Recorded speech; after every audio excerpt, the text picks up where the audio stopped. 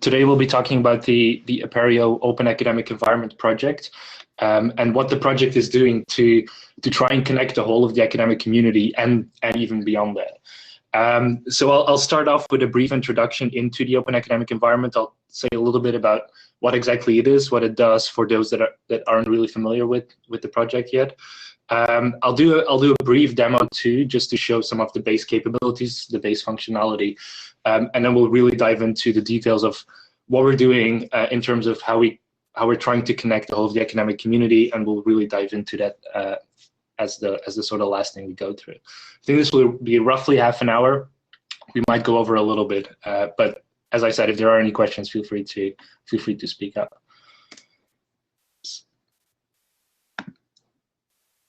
Okay, so for those of you that are not familiar with the OAE, what exactly is the Open Academic Environment? So in a sort of very a brief summary would be that the Open Academic Environment attempts to provide support for academic collaboration and academic networking. And academic collaboration can take many different forms or shapes. It can be anything from sort of one-to-one collaboration, over group collaboration, over cross-institutional collaboration. That can span anything from research groups or research collaboration. It can be small student groups where they're working on an assignment together. It can be a committee of academics or faculty. It could be a social group within the university. It can span many different things, and sort of facilitates the unexpected is a lot of what the OAE is doing, and we've already seen many sort of surprising ways in which the system's being used. And it's sort of it allows you to do things like upload files and share those with people. You can create collaborative documents and share those with people. You can discuss all of that in a fairly sort of free-form way. You can do this collaboration as small groups, larger groups, cross-institutional collaboration is completely possible. There's a very flexible permission schema, which is sort of very well suited for education. And then there's easy ways to keep track of what's going on, and so on and so on. But we'll explore it a little bit more in the demo. One sort of way in which we're encouraging people to think about the OAE is think about it as a next generation version for project sites, which many LMSs are being used for project sites right now. And I think we've got something that's very suitable to sort of act as a next generation for those. And we see many universities already that are using it for project site purposes right now. This is another way in which I'd like to think about the Open Academic Environment software. So I sort of see it as this, what I call the golden triangle of people, groups, and content. And so you've got people on one side, groups on the other side, and content and discussions on the sort of third corner. And all of these concepts can interact with each other in a very flexible way. So people can be members of groups, groups can be members of groups, people can follow each other, people can create these content items or these discussions, participate in them, they can be shared with them, they can be shared with groups. So you can create these very flexible relationships, which creates this network of stuff, this network of people, groups, and content. And then in the middle of that triangle, you've got what we call the heartbeat of the system, or the activity. That's the things that are actually going on, and that makes up the heartbeat of the system. And again, we'll dive a little bit deeper into that once we look at the system. There's another analogy that's being used. So, for example, on the left side is more on the learning management side, learning management system side of things, where the learning management system is purposely designed to be quite structured, to be quite top down in terms of delivery, and it's more of a private space. All of the classes inside of learning management system are primarily sort of private to the class, and that's how it's designed, and that's fine. And that sort of contrasts with what the OAE is trying to do, where the OAE is much more similar to some of the common spaces that are being introduced into many universities now, where you've got a much more unstructured space that you can use for many different things, for many different types of collaborations. You can bring in people from the outside. You can move things around to make it suit whatever you're trying to do, and that's much more the sort of side that the Open Academic Environment is on.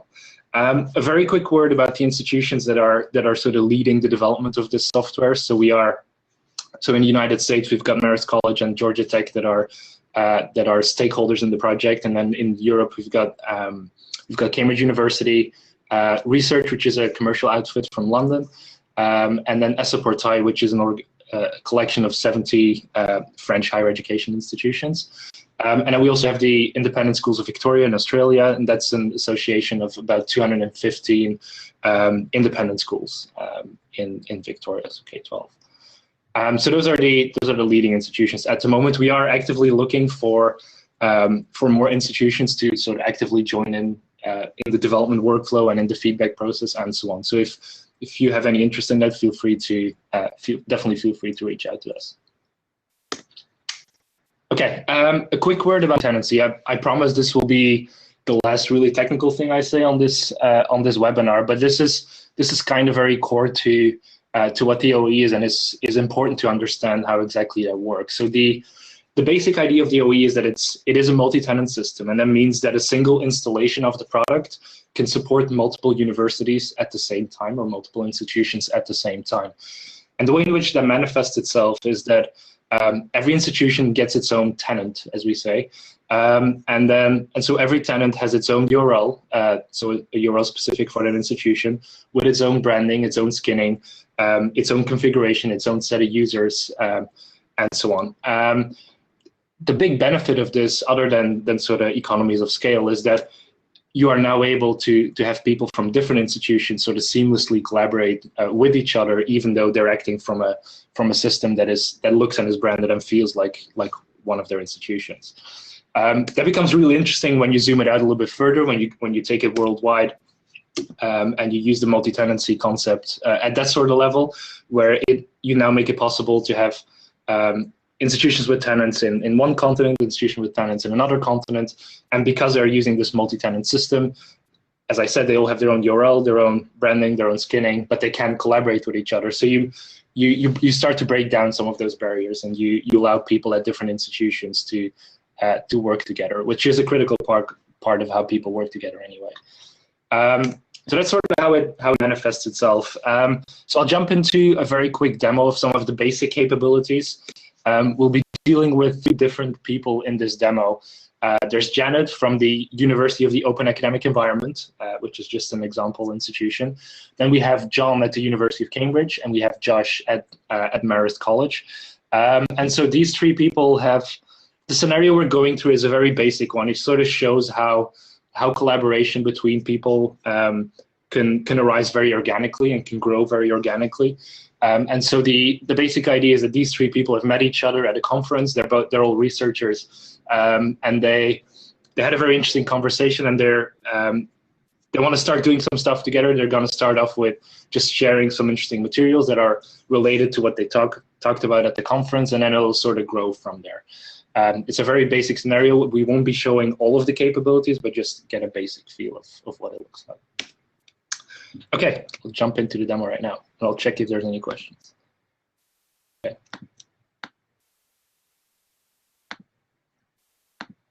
Okay. So again, so to sort of illustrate the multi-tenancy concept, so I'm demoing from a single environment, a single installation of the OAE. This right here is the tenant for the University of the Open Academic Environment. And then over here, we've got the tenant for Marist College. And then over here, we've got the tenant for Cambridge University. So all of these they're different URLs, but they're all in the same installation. And so they look like it's their institutions. And the institutions actually have a lot of freedom in terms of how they want to configure this landing page, for example. So they can make this look completely different while still being on the same environment, which is kind of a cool feature. So let's start off here with Janet from the University of the Open Academic Environment. There is a whole sort of public discovery and exploring workflow around the OAE, but we'll get back to that once we've done some basic stuff within the system. So as I said, this landing page completely configurable. And so we've got a few good examples, like the Fold, which is an online community for fashion, where they've changed this quite a bit, and they've just made it look like their own. So I'll get started signing in. For this particular demo, I'll be using local accounts, but the OAE offers just do this. the OAE offers out-of-the-box integrations with CAS authentication, shibboleth authentication. I mean, pretty much all of the SSO strategies that an institution can use. We have out-of-the-box integration with. So let's get started here.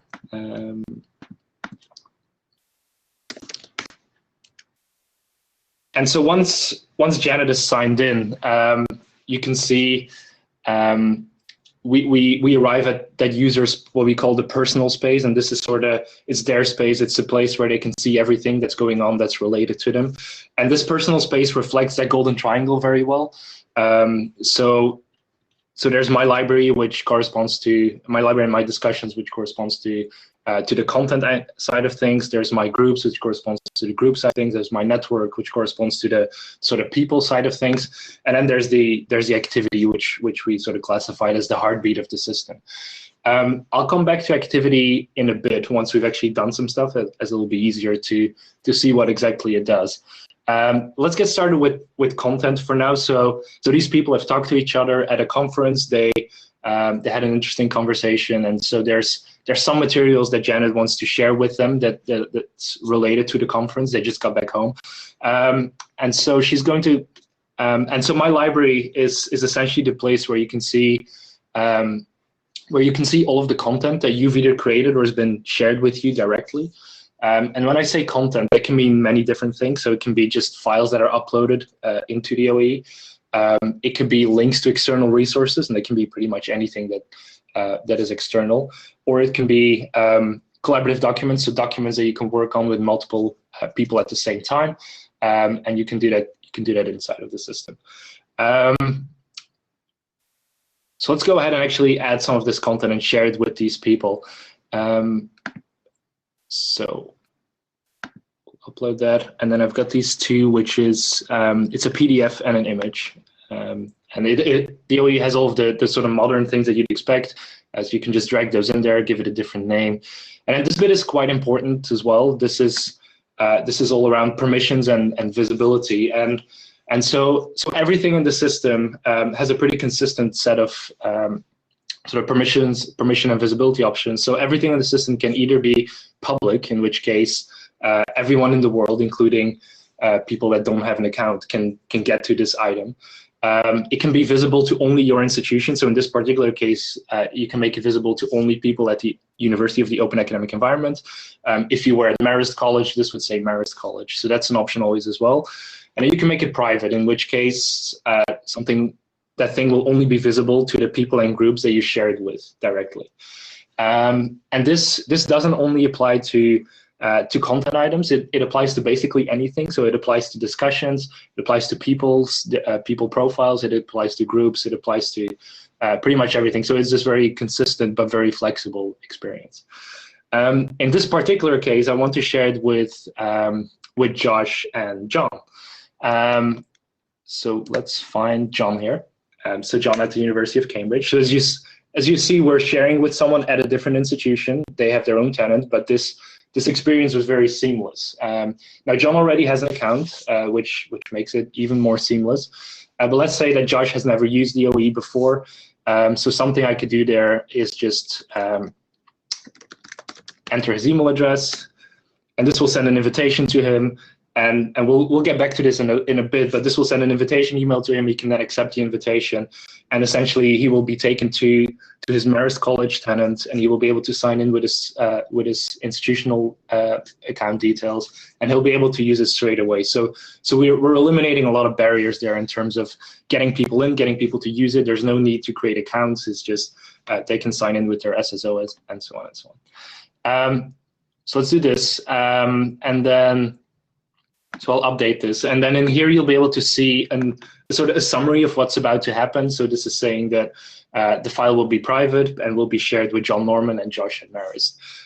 So hopefully at this point you can already start to see that we've put a lot of care and attention into trying to make the user interface as simple as possible, as usable as possible. We've done a ton of usability testing at institutions pretty much all around the world, and so hopefully that's starting to show that.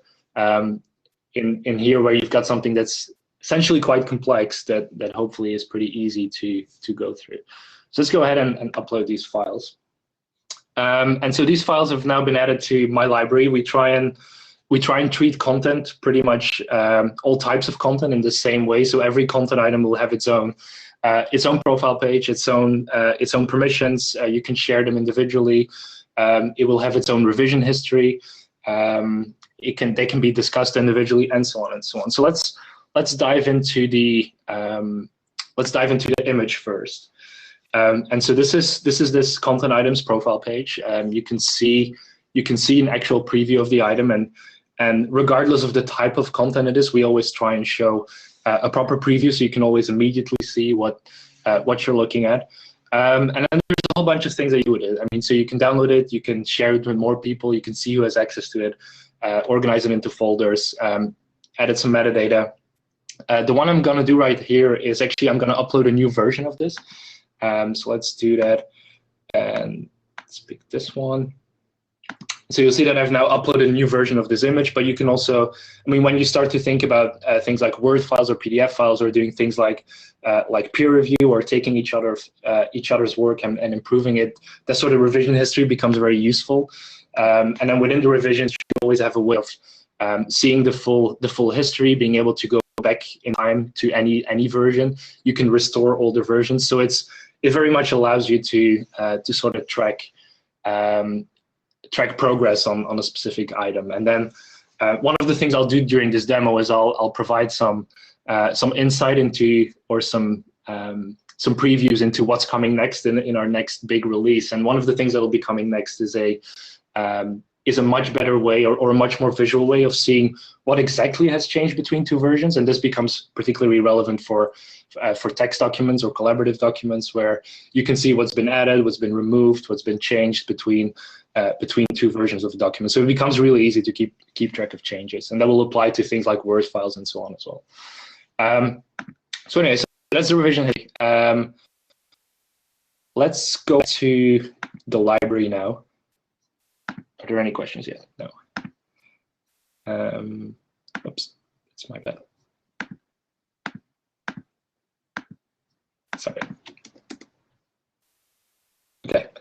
So let's go back to my personal space. And so you can see now that the two items we've uploaded, they've now received this thumbnail. And so we've got something in the background which sort of goes through everything that's being added to the system, tries to generate a preview and a thumbnail for it. That might seem like a very trivial feature, and it sort of is, but it's something that's been very important for people. It's being able to get a preview when they see an item in the list has been very important for people to recognize what they're looking for, and then once they go to it, being able to see a full preview of the item has been really important, so that they don't have to download the item, and so on and so on. So this is the PDF that we've uploaded. I deliberately uploaded quite a complex PDF just to show that the preview that we generate is a very sort of high fidelity preview. It's a full HTML preview as well, so all of the text that's in here is selectable, is copyable. One of the features that we're working on for the future is the ability to highlight some text and add an annotation on it. So that's again to sort of support that peer review process. And then you can do other things like look at it full screen and so on. One of the things that you can do on every content item as well is you can start to discuss it, you can have a conversation around it, and the annotations will make that stronger. So in this particular case, let's say that Janet wants to, which one should we take? Wants to leave a comment for Josh and John to look at, then she can just leave this comment here, and then that will become visible to Josh and John as well. So let's go back to the activity feed now and actually show some of the things that are happening. So the activity feed is essentially, it gives you an overview of everything that's happened recently that's related to you or relevant to you. And so in here, we'll actually be able to see the two files that we've uploaded, this new version we created for the image, and then the sort of comment that we left for Josh and John. But let me switch to one of the different accounts now, to John's account, and see how it looks like from his perspective. So here I'm John now. I'm on the Cambridge University tenant, and so I'm going to sign in here. Usually this would have single sign-on integration, just doesn't have it for this demo. So John goes into the system and he can now see these things that have happened because these items have been shared with him directly. And so he can see that these items were uploaded, that a new version was put in, that Janet commented on that. The only reason why he can see that is because it was shared with him. Otherwise, he wouldn't be able to see it. One thing that's important as well is we've got this red 3 at the top. This is notifications, and those are the sort of activities that we consider to be more important and will probably require you to do something. So that includes things like someone requesting to join your group, someone replying to a comment that you've made, someone sharing something with you directly. So those sorts of things come up in the notifications and allow you to access the most important stuff at any point in time. And those things will generate email notifications as well, which you can get as an immediate email or a daily summary or a weekly summary or something like that.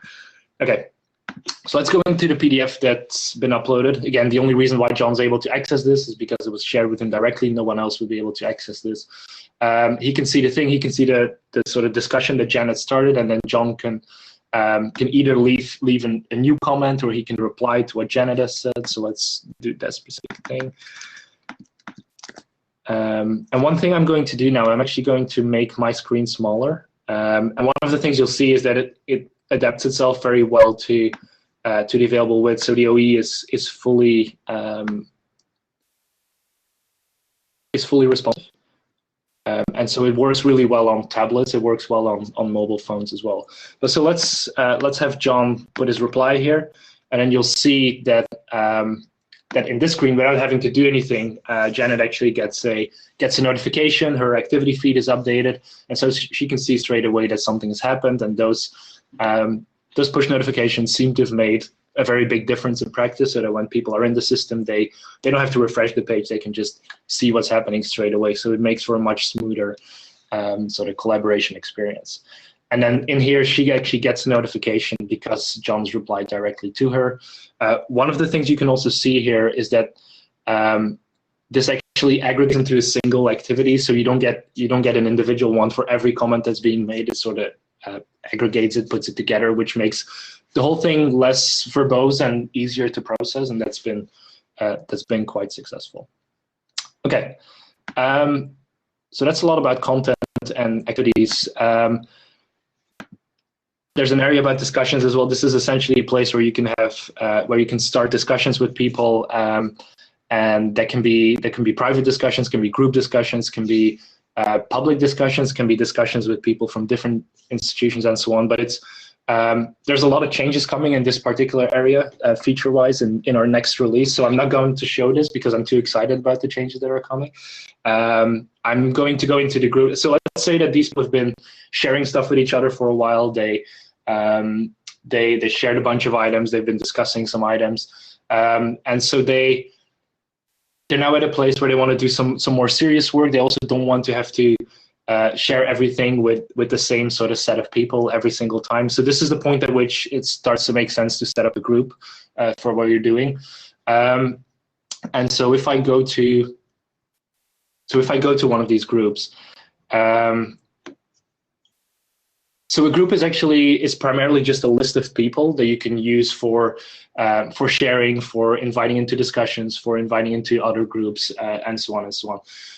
So every time you're able to use a person in the user interface for things like sharing, you can also use one group or multiple groups or so on. Every group has got its own sort of profile page as well, or a group page, and the group page is mostly a place where you can see a summary of everything that group of people has been doing together.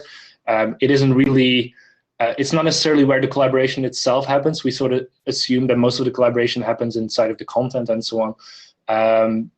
But it's the place where you can see a summary of everything that's been going on. And there's quite a few changes coming here in terms of how a group of people can communicate with each other, how they can talk to each other. But that'll all be part of the next big release. So every group page has an activity feed. You can get a summary of everything that's happened. Every group has its own library, which is all of the content that's being shared within that group, all of the discussions that are being had with the group, and then all of the people that are members of the group.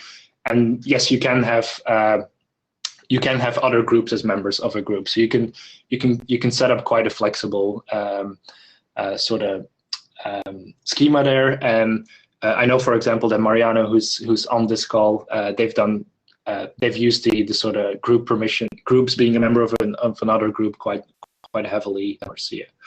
Okay, so let's go back to my groups and actually set one up for. So they're talking about the Higgs boson particle. I want to make it private for now. You can always open it up more later on, but let's make it private for now. Oops. Is it a spelling mistake? Sorry. And so let's add John Norman. And as Josh hasn't actually signed in yet, I'll invite him by his email address again. Okay. So that's very straightforward, and at this point they can start doing things together. You'll see that in here, John has received a notification to say that he's been added to the Higgs boson particle group, and he can now start doing things within that group as well. Groups are fairly flat in terms of hierarchy. There's group managers, there's group members, but the group members themselves, they can contribute to the group as well, so they can add stuff to the library, they can share things with the group, they can contribute in discussions and so on. So the group experience is quite a flat one. So it's deliberately not very hierarchical. There are settings as well around who can join a group, so you can set up your group so it's findable and joinable by other people. So there's that sort of level of flexibility as well. So let's say that time goes on, they're doing some work.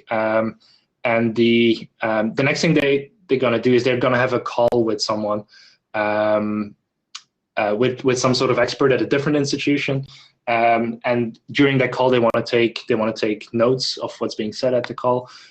So that's what they can use the collaborative documents for. So let's set up the meeting notes. And so because I'm doing this from the group, by default it will be shared with the people in the group, so I don't have to do everyone individually. But if I wanted to invite someone else just into the document but not into the group, I could. It would be perfectly possible to do that. So let's go ahead and do that. So you'll see that John over here also sees that. Whoops. And so the collaborative documents are a place where as a person you can, or as a group of people, you can collaboratively work on a document. This uses an Etherpad integration. This will not be part of our next big release, but the one after that.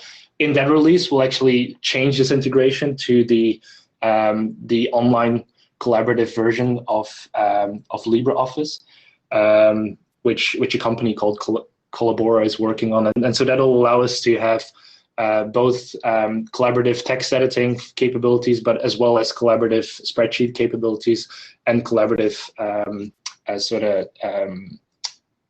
the sort of PowerPoint capabilities as well. So I'm very much looking forward to that integration. And so, as I said, this is fully collaborative, and so they can start working together on this, and they'll get notifications on when changes have been made, and they can sort of go back in time on the versions and so on as well. So I can keep going with additional features, but I'll stop the demo here. If you have any specific questions about specific features or things that you'd like to be able to do, then definitely let us know. But I'll stop the demo here, and I'll talk a little bit more about how we're actually rolling this out now, how we're making this available to people, and how we're attempting to connect the whole of academia, which sounds very ambitious, but I think we're well on our way. So connecting the academic community. So this is all about how can we reduce barriers to adoption, and how can we reduce barriers between institutions while not circumventing the institution entirely. So what are a few of the things that we can and are doing there right now? So the sort of first barrier to adoption, to having to connecting the whole of academia is your audience. So you need to be able to So people at many different countries, many different places have to be able to use this. And so the OAE has an excellent reputation for internationalization. It's available it has complete translations in a ton of languages, and is a good example of how internationalization should be done. So it has all of these complete languages. We've got we're using an online platform where people can contribute translations, and there's a few people on the call that are actually actively involved in that, and thanks again for doing that. But if you have any spare time, or if you know anyone who would like to help out with providing translations or making the system available in more languages, then definitely feel free to do so. It's very easy, doesn't require any technical skills. It's a very user-friendly platform. So that's the first thing that we try and do. That's a pretty standard one, but it's important so that you can actually get an audience that's wide enough. What's the next sort of barrier that we can break down? The next deployment. And so the OAE is a completely open source project. It's ECL licensed. So as an institution, you can just take that code and deploy it locally and run it locally and use it locally. That's completely fine. And we actually have one of the stakeholders, one of the partners in the project, Apereo OAE, is actually doing exactly that. So because I think it's easiest to sort of socialize the ID and grow adoption through a friends-wide deployment, that's what they're doing right now. So they've got their own deployment set up, which serves about 10 French universities at the moment, and that's completely fine. We definitely support that. But this requires a lot of effort on your institution's part. It requires you to go through the process of installing it, running it, maintaining it, and so on, which is why I sort of circle back to the idea of multi-tenancy as well, is that when you actually use the multi-tenancy feature and you allow institutions to have their tenants on the same physical installation, then you can start to open up opportunities for cross-institutional collaboration as well. And this is where Unity comes in. And Unity is essentially a cloud-hosted deployment of the open academic environment software, and is a collaboration between the OAE project itself and research, one of the partners in the project. And so what we're doing is so those two partners, the OAE project and research, have set up something called the Cloud Hosting Partnership. And so this cloud-hosted environment, which is being managed by both research and the OAE project, which has some advantages in itself, in that the people that are developing the software get some exposure to running the software as well, which is extremely helpful. But so this partnership defines that this cloud-hosted environment is essentially available, and is available to all institutions that are interested in using the software, interested in participating in the sort of network, but are not interested in setting up their own. And so that's why we set up this cloud-hosted environment. I think it's definitely worth reading through this cloud hosting partnership. I think we're doing something here that hasn't been done before. It's very, very friendly to institutions. It essentially specifies 3 different options. There's an option for your institution to get a tenancy for free with a fair use policy. And you can and there's a commitment to continue to make that available. And then the second option is that as an institution, if you want an SOA, you can again get a tenancy, use it, and then in exchange for the SLA and the support, all you pay for is just so you pay at cost. So essentially just pay for the infrastructure and support cost, and that's all you pay for. So that's essentially the most. That's the cheapest possible way in which an environment can be made available to you. And then there's a third option as well, which is that if you want to become a strategic partner in the project and actually contribute to the roadmap and future development, then you get the SLA with that for free as a benefit. But I would definitely encourage you to read this. This is very, very different to the sort of usual vendor interaction you have. This is where open source starts to get into in the sort of the cloud world and tries to come up with a model that actually is friendly to both open source and to the institution. And definitely encourage you to read that. As I said, it's the most efficient way in which the environment can be offered, and it could potentially serve as inspiration for a new sort of model for open source. So this environment is available. It's actually been running for over 2 years. Hasn't had any downtime. Supports quite a few institutions at this point. So yeah, that's the next sort of barrier that we've broken down. what barriers can we break down? It's the next is adoption. So once your institutions decides, or there needs to be, or usually there's an adoption decision, and then there's a process of requesting your institutional tenant on this environment, and sort of going through that entire process. And that can take time as well. And we don't really want it to be a barrier to adoption by individual people, so that individual people can actually start to experiment with the software, start to invite other people, start to do things with it. So the next thing we've done is we've actually set up, on this hosted environment, we've set up almost 20,000 tenants for institutions all around the world. That covers most of higher education, and it includes a number of institutions and organizations outside of higher education, and outside of education in general. This means that a tenant for your institution is essentially ready today. We've got a concept of adopted and unadopted tenancies. So for those tenants where we have created it for the institution, but the institution isn't actively taking control of it yet, those we call unadopted tenancies. They're a little bit more sort of OE and Unity branded. They're not really branded as your own university, just because we don't want to give the impression that it's completely endorsed by your university. But at least and it explains all of that on the landing page, tries to be very transparent about that. But at least the tenant's available. At least people from your institution can start to play with it, can start to use it, can start to be involved in collaborations and so on. So that's all available. That's pretty much there. Are there more barriers that we can break down? Yes, there are. It's around configuration and around integration with your institutional systems. And this is where the access management federations as well as Google Apps come in. So so the Unity deployment is a member of most of the access management federations in the world. The US is the big one that's missing now, but that'll be sorted in the next few months. And this, because we're a member of all of these access management federations, we can essentially pre-configure your tenant to integrate with your single sign-on system. So people can go to your institutional tenant and they can just sign in with their institutional account. They don't have to create a new account or take care of those credentials. It just goes through your institutional system. It gives you as an institution more control over, do you want to provide access to this service?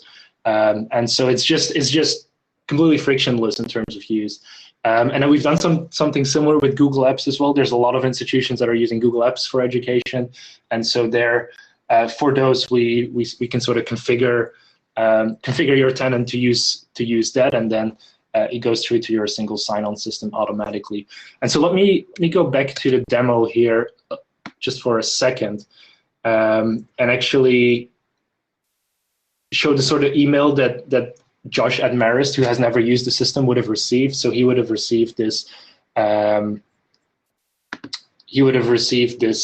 This invitation email, which tells him that Janet, in this particular case, has invited him to collaborate. He would see the things that have happened, and then he can decide to accept the invitation, which would send him to. It would recognize that he is from Marist College. It would send him to Marist's tenant. It would automatically pass him through to the Marist authentication service, where he can just sign in, log in, and then as soon as he's in, he essentially has access to the items that have been shared with him. So it's a completely frictionless process to go through for the user. So let's jump back here. So all of that is in place as well, and more integrations will be added in the next few months. So essentially, we've got this cloud-hosted environment that we are making available to institutions that are interested in that want to use it. We've set up tenancies for most institutions around the world. They are ready to be used, and they are ready to be adopted. So when you adopt a tenancy, that essentially means that someone at your institution becomes a contact point, and then you got a lot of configuration options for branding, skinning, and we'll provide some support with that as well. And we've got all these tenancies that are already set up to automatically integrate with your single sign-on system and so on. So it's essentially there, and we would pretty much encourage you to first of all adopt your tenancy so that you can brand it and skin it and make it available to people. We would also encourage you to point people at it so that they can start experimenting with it, they can start playing with it, they can start using it. and to join in. And there's more information on this is available at either unity.ec or oeproject.org. You can enter your institution's name there, select it from the list, and then just go to your tenant and start playing with it. Yeah, that's all I had. Are there any specific questions?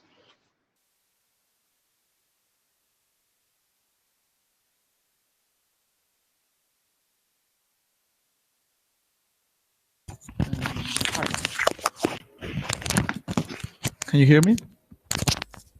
Yes, we can hear you. Okay, cool.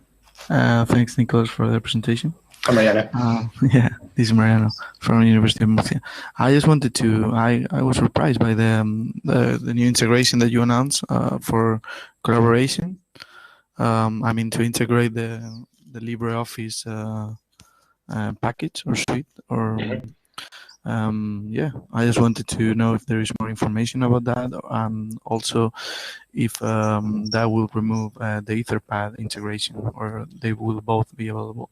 It will probably remove the Etherpad integration. So the cloud version of OpenOffice or LibreOffice is something we've been looking at for a long time. It's been on their roadmap for a while. It's actually a company in Cambridge that's doing the work, and so we've been talking to them. They are getting close to releasing the first version. It'll be collaborative as well. So when we move Etherpad out, we won't actually be losing any functionality. We'll just be getting more options in terms of formatting, in terms of doing things like tables and embedding content items. And then we'll get the Excel spreadsheets and the PowerPoint presentations as well.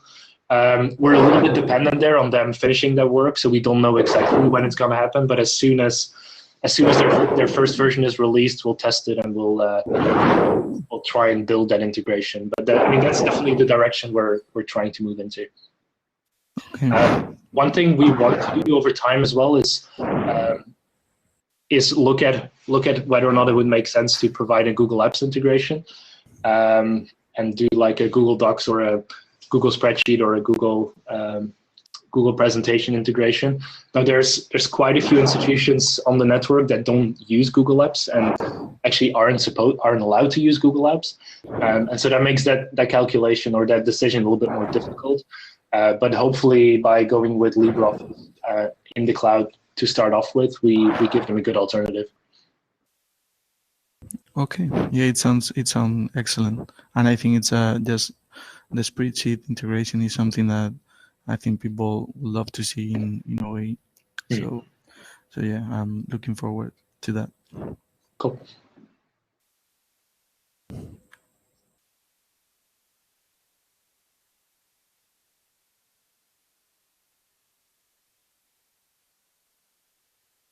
Cool. So unless there's any other questions, we'll wrap up here. I will publish this on YouTube. If you have any follow-up questions that come up after this, feel free to reach out to me personally or send an email to the OAE email list, and we'd be more than happy to help out.